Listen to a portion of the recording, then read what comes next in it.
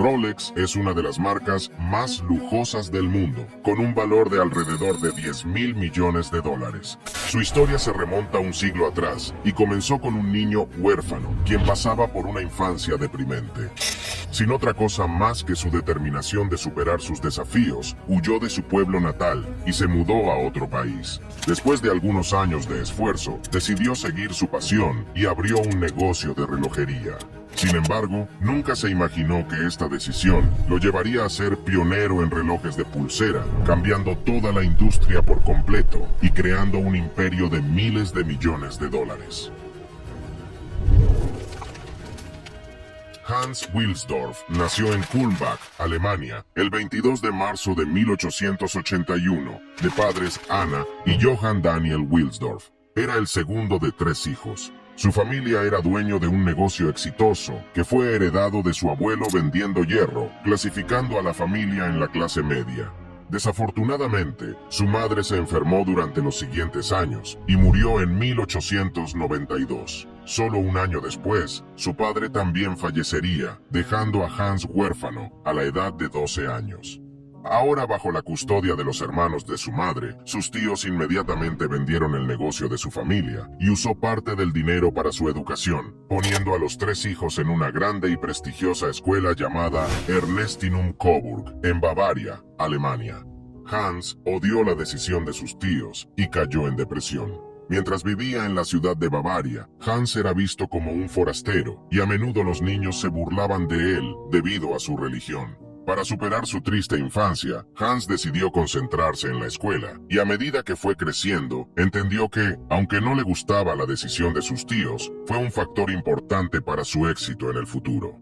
Nuestros tíos no fueron indiferentes a nuestro destino. Sin embargo, la forma en que me hicieron independiente desde muy temprana edad me hizo adquirir el hábito de cuidar mis posesiones, y mirando atrás, creo que a esto se debe gran parte de mi éxito.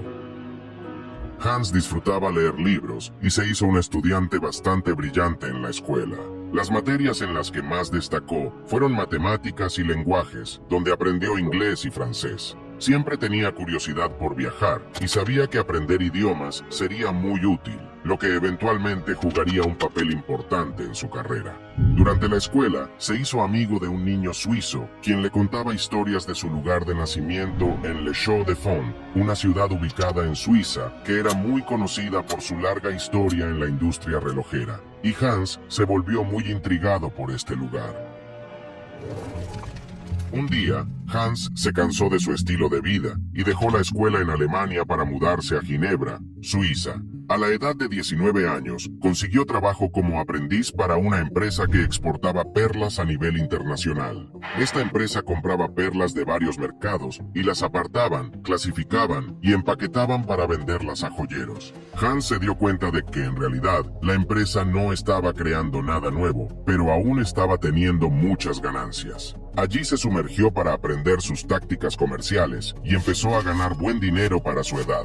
Un día, Hans recibió una carta de su amigo, quien le ofreció un trabajo en una empresa llamada Kuno Korten. Kuno Korten era una de las mayores empresas relojeras de alta calidad en aquella época y exportaba cada año alrededor de 1 millón de francos suizos en relojes de bolsillo. Esta conocida empresa se asentaba en Le Chaux-de-Fonds, el lugar al que siempre quería ir. Aunque la empresa en la que ya trabajaba era mejor pagado para él, su curiosidad por el lugar y el negocio de los relojes era más fuerte. Por ello, en 1900 se trasladó a Le Chaux-de-Fonds para trabajar en esta empresa.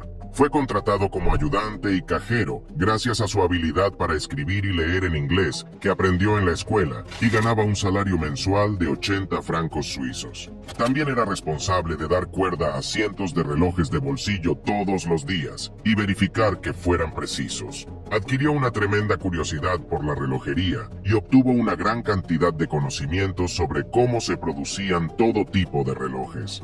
Sin embargo, su tiempo allí se vio truncado, ya que tuvo que regresar a Alemania y servir en el ejército después de solo 2 años en Kuno Korten.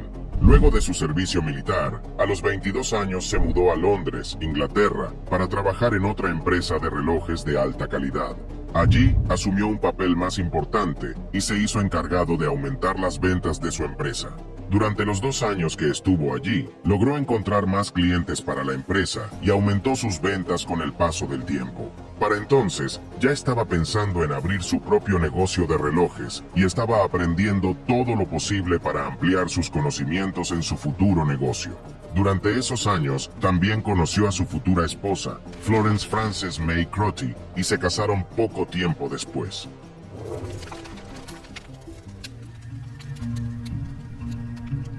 Un día, Hans se encontraba sentado afuera con su cuñado, Alfred James Davis, y hablaban sobre la vida y planes sobre su futuro. Hans le dijo que sentía la confianza suficiente para abrir su propio negocio de relojes, pero que solo necesitaba algo de capital.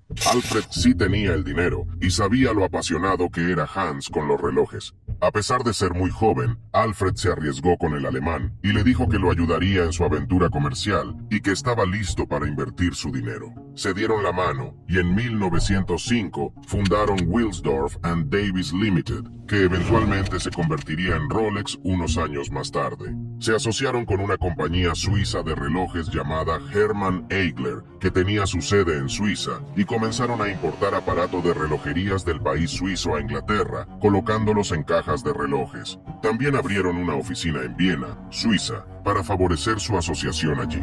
Poco después, se especializaron en la distribución de relojes a precios bajos. Aunque Hans era un amante de los relojes, había un detalle que encontraba inconveniente en la industria relojera: los relojes de bolsillo. En aquellos tiempos, los relojes de pulsera eran usados principalmente por mujeres como joyería, debido a que no eran muy precisos con el tiempo exacto.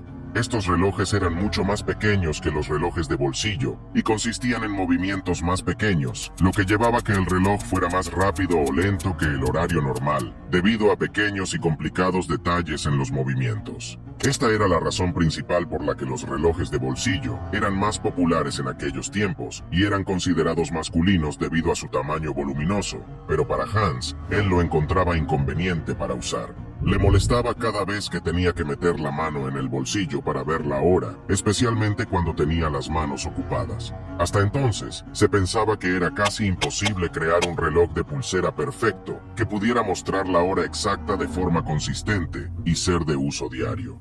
Mi opinión personal es que los relojes de bolsillo desaparecerán casi por completo y que los relojes de pulsera los reemplazarán definitivamente.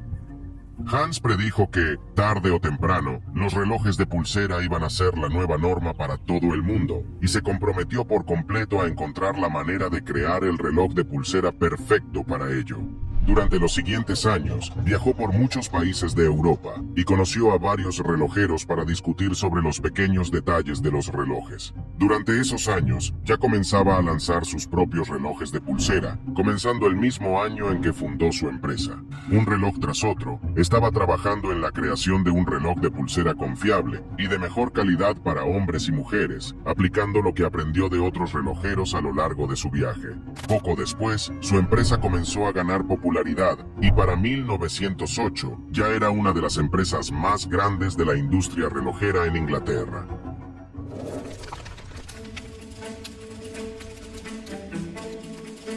Ahora, Hans quería cambiar el nombre de su empresa a un nombre que sonara de clase alta, memorable y fácil de decir, sin importar el idioma. También tenía que ser breve, de modo que el nombre pudiera caber fácil en la esfera del reloj. Pasó mucho tiempo combinando 5 letras del alfabeto para crear algo, hasta que finalmente el nombre de Rolex nació. Inmediatamente, supo que era el nombre perfecto, y unos días después, registró el nombre Rolex como marca comercial de Wilsdorf and Davis Limited en 1908. Durante los años siguientes, Rolex se hizo conocido por sus relojes de pulsera de alta calidad, y muchas personas ricas ya comenzaban a usarlo. Pero poco tiempo después, la Primera Guerra Mundial estalló en Europa, y muchas empresas, incluidas las empresas de relojes, luchaban por mantenerse a flote, e incluso tuvieron que cerrar en algunos casos, pero no para Rolex. Este trágico evento solo hizo que la compañía de Hans fuera más famosa, debido a sus ya confiables relojes de pulsera. Muchos soldados recibieron relojes de Rolex en lugar de relojes de bolsillo, porque era mucho más fácil y seguro de usar. También les ayudó a coordinar mejor sus ataques debido a su precisión en el tiempo. Para entonces, la empresa había crecido hasta tal punto que empleaban a 60 personas en 1914 y tenían grandes oficinas en Londres. Para aumentar su credibilidad, Rolex ya había ganado la primera calificación de cronómetro de reloj de pulsera en Suiza, seguida de un certificado de precisión de clase A del Observatorio Kew de Londres. Esto hizo que la marca fuera más confiable para que la gente comprara.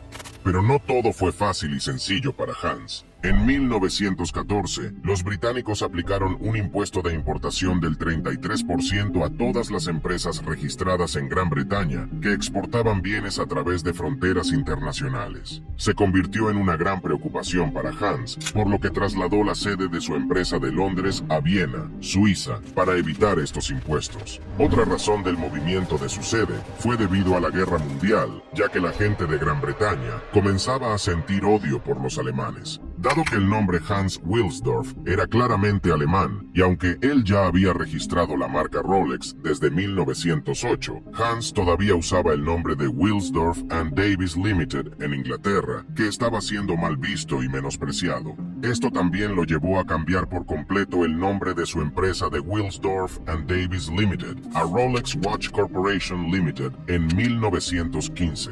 10 años más tarde, Hans también registraría el famoso logotipo de la corona de 5 estrellas de Rolex, que se implementó a partir de entonces en la esfera de sus relojes. En 1919, Rolex Watches Corporation trasladó su oficina principal de Viena a Ginebra, donde hoy en día se encuentra.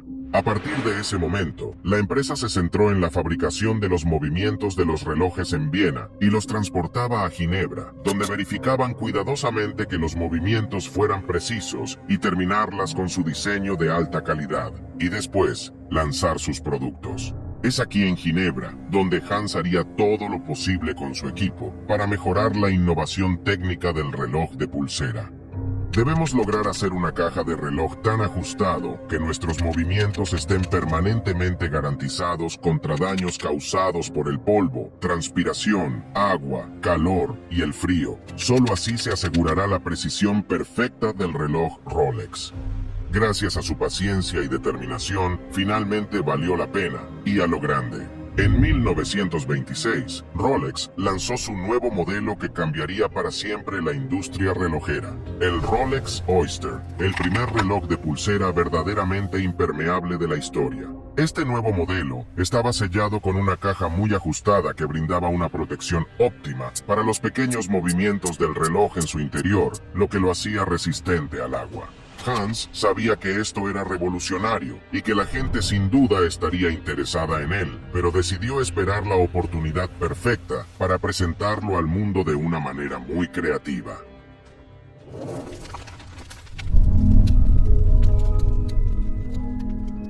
En 1927, Hans escuchó acerca de una mujer de Londres llamada Mercedes Gleitze, que afirmaba ser capaz de cruzar nadando el Canal de la Mancha, un rango de 33 kilómetros de agua corporal que separa Inglaterra y Francia. La gente no le creía, por lo que se dispuso a hacerlo de nuevo frente a miles de personas, a pesar de que la temperatura del agua era mucho más fría. Hans vio una oportunidad y la animó a usar un reloj Rolex Oyster alrededor de su cuello. Después de nadar durante más de 10 horas, la señorita Gleitze fue sacada del agua, ya que casi moría congelada por el frío de esta, y logró cruzar aproximadamente 4/5 del canal. La tarea no fue del todo un éxito, pero el Rolex Oyster salió del agua en perfectas condiciones. La gente se volvió loca por el reloj, y Hans siguió la publicidad, pagando un anuncio frente al periódico Daily Mail de Londres, relacionado con el evento. Este es el punto en el que Rolex saltó a la fama internacional como un reloj revolucionario. Para aumentar la publicidad, Hans también comercializó su Rolex Oyster dentro de peceras, con peces reales adentro, en cada exhibición de venta de los concesionarios de Rolex, para que la gente los viera cuando pasaban. Esta ingeniosa estrategia funcionó maravillosamente y la gente se enganchó a sus productos. A estas alturas, Hans decidió hacer mucha publicidad en Rolex, por lo que en 1928 trabajó con la modelo británica más reconocida de la época, Evelyn Leigh, para promocionar sus relojes, convirtiéndose en la primera modelo femenina de Rolex. Y por supuesto, se promocionaron imágenes de ella usando su reloj de pulsera dentro de una pecera. La publicidad no se detuvo ahí. En 1933 volvieron a aparecer en el periódico los Rolex Oysters, relacionado con un vuelo sobre el monte Everest, en el que los tripulantes que portaban sus Rolex estaban muy satisfechos al ver que, tras el vuelo, sus relojes seguían funcionando al 100%. Otro ejemplo fue cuando el famoso conductor Malcolm Campbell estableció un récord de velocidad al conducir alrededor de 485 kilómetros por hora usando su Rolex en 1935. Hans pidió permiso para publicarlo y Malcolm aceptó, negándose a que le pagaran. A este punto, la gente comenzó a percibir a Rolex no solo como un reloj diseñado de alta calidad, sino también como un reloj confiable, seguro y técnico que cualquiera podía usar para el uso diario. Solo se necesita gran marketing para que una empresa tenga éxito.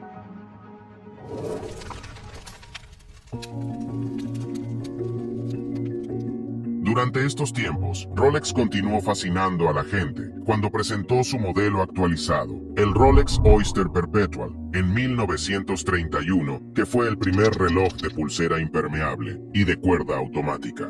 Su modelo anterior, el Rolex Oyster, fue un gran logro, pero el desafío era que todavía tenías que dar cuerda manualmente al reloj, lo que lo hacía aún más difícil, ya que su caja estaba muy sellada. Tenías que desenroscar la corona Oyster, darle cuerda, luego volver a atornillarlo cuidadosamente. Crear este reloj automático fue un sueño que durante siglos la gente trató de perfeccionar, pero ninguno tuvo éxito, hasta que Rolex lo hizo.